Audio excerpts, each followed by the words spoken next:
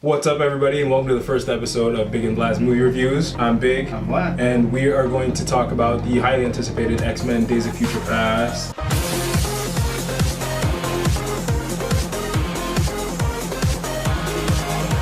They came out just 1 week ago. It was, spoilers, amazing. We're going to be dividing this review into 4 different parts. There's going to be action, acting, effects, and the overall impression of the film. We're going to give each of those parts a score out of 5, and then we're going to give the movie an overall score of 20 to see whether you should be watching it or whether you should avoid it because it sucked. Spoilers, it didn't. Alright, let's get started.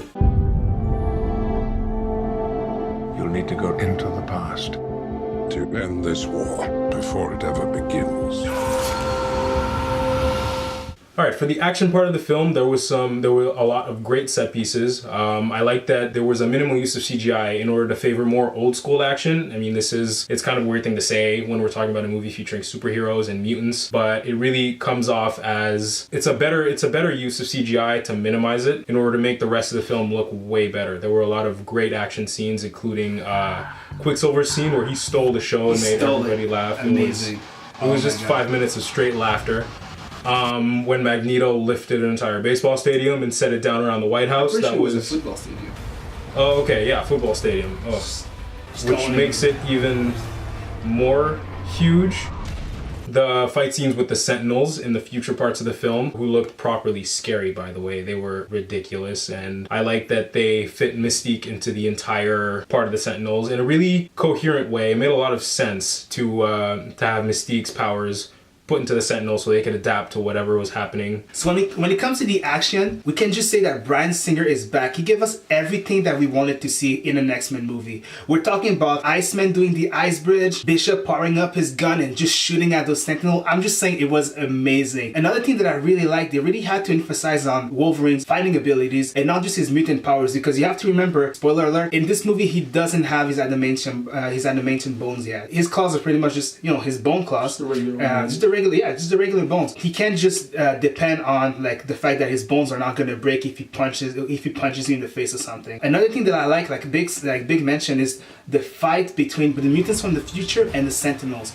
I gotta admit, at first I was really skeptical. I did not know what we were gonna be in for, but I gotta say, those Sentinels were scary, and they pulled up a fight. Quicksilver just stole the show. And I remember lots of people were hating on it. I remember seeing the first pictures of Quicksilver, and I was one of the haters, I gotta say. But from seeing how powerful this guy was, and like from that prison break, and when he's just taking down those soldiers, it's amazing. It kind of reminds me of the Nightcrawler opening sequence from X-Men 2. The quick fight scenes between Beast and Magneto. Jennifer Lawrence was kind of integrating the old fighting style from Mystique in the original X-Men. So you see her doing the stance, and that last fight between Wolverine and Magneto. Exactly what you would expect from a fight between Wolverine and Magneto. Just Wolverine loses every time, no matter what. No matter what. So overall score for action? I give it a 5. Yeah, me too. 5. 5. There is a new enemy out there. Mutants. You'll need a new weapon for this war. When it comes to the special effects, I don't know. Depending on whether you want to watch the movie in 3D or not, I've seen it in 3D, and I can just tell you that it was worth it. Everything that you want to see is there. Sometimes you feel like the CGI is too much. It goes to the point that it takes too much from the storyline, but in this case, it didn't feel like they were pushing it on us. It didn't feel like they were forcing the CGI on us, to the point that another thing that I liked about that Quicksilver scene is the fact that it's Quicksilver going in slow motion, so you don't just see like a speed of light. It's just him going in slow motion and taking down those soldiers. On top of that, putting it from his point of view was a good idea. Yeah, exactly. It was like exactly. Enjoy it. So you can actually enjoy it and see how slow the world seems to be from his point of view. It was just awesome. As I said before, they minimized the special effects, they minimized the CGI in order to bring the story out more, bring the characters out more, and I think it worked very well. The Quicksilver scene was fantastic. Amazing. To do it from his point of view was a great idea. The Sentinels looked scary as hell. The organic mechanic look was pulled off very well. It always seemed like, I don't know if the future is just, too dark, but they were always in shadow, sort of. They were always partially shadowed, and that just made them look that creepier. Even when they light up and they're about to blast the hell out of them. It just makes everything else look darker by contrast, and it made everything look really good Sentinels-wise. And I also like the design of the '70s Sentinels, the prototypes that look like vacuum cleaners. They look like vacuum cleaners, but they look like pretty good vacuum cleaners that Pretty could badass. Yeah, the most badass vacuum cleaner you could ever get. There isn't much to say that the movie can't show you itself.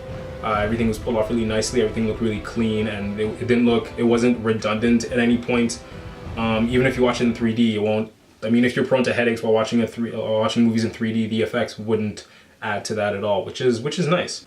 All right, in terms of acting in the movie, we saw some kick-ass performances from a lot of the actors. I think that was James McAvoy's best performance that I've seen. Him playing Xavier, the whole "I don't want your future" speech, that was hilarious. He had the accent going and everything. Oh yeah. I don't want your future. One of the highlights, I think, was the scene in the plane where Eric, Magneto, really gets pissed at Xavier for the first time.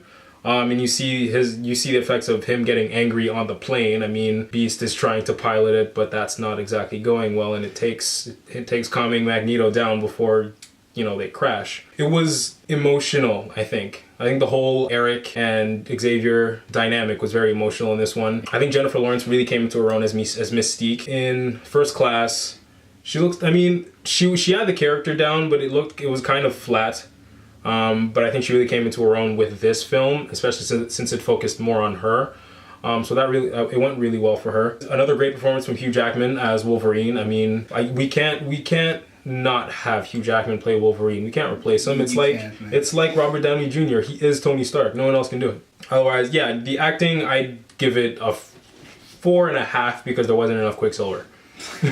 So when it comes to the acting, you got to understand one thing. This movie doesn't make you feel like you're watching a science fiction movie. It doesn't make you feel like it's all about beings with superpowers. There's a big storyline. There's a lot at risk in this movie. And the actors had to portray that. They had to portray all this pain, this agony, the fact that, Wolverine comes from a future where everybody that he ever cared about is pretty much dead. You understand what I mean? So because of that, you needed this movie to be more than just like, you know what I'm saying? All those years wasted fighting each other, Charles. So when it comes to my overall impression, I gotta say I've seen the movie twice already, and I am not getting tired of it. Everything, like I was saying in the beginning, it's everything that we want an X-Men movie to be. From the action to the performances to the screen time between all the characters, and the fact that we get to see all of their skills and styles and what they can do, and the fighting between them and the Sentinels. They were kind of OP, but but they were pretty good. And I gotta say, overall, I'm not gonna add much to it. This movie is amazing. You have to go watch it. I give it when it comes to overall impression, I'll give it a 4.5 out of 5 because I'm surprised at what I'm gonna say, but I wish they had more Quicksilver. That's just a weird thing to say. That's kind of weird. So we'll just wrap it up with our score again. So it goes from the action, I give it a 5 out of 5. The visual effects, I give it a 5 out of 5. The acting, I gave it a 4.5 out of 5 because I gotta say, I wish I could give it a 5, but some other characters that didn't really have lines, I just wish that we would have been able to see more. I don't think that you need to give them like a full speech for them to give a good performance. But I just wish that we could have seen more of their character development in the movie, but it's not because of the actors. I just think that they just couldn't fit that in the script. So 4.5, which is still pretty good. And overall performance, I'll give it a 4.5 because, like I was saying, I wish that we had more Quicksilver. And overall, it adds up to 19 on 20, which means that when it comes to, as far as I'm concerned, if you do not watch this movie, you probably kill puppies in your You're doing yourself a disservice by missing this film. If you do not watch the movie, you're a bad person. I'm telling you right now. You haven't seen X-Men Days of Future Past. First of all, you shouldn't be watching this, and you're a bad person. On that note, I think we're going to finish. This has been Big and Vlad's movie reviews for X-Men Days of Future Past. Make sure to subscribe to our channel if you want to see more movie reviews for the upcoming summer blockbusters. Make sure to follow us on Twitter at BnV Movie News. And it's been a pleasure, guys. We'll try to catch up with you guys soon. Ciao. See you.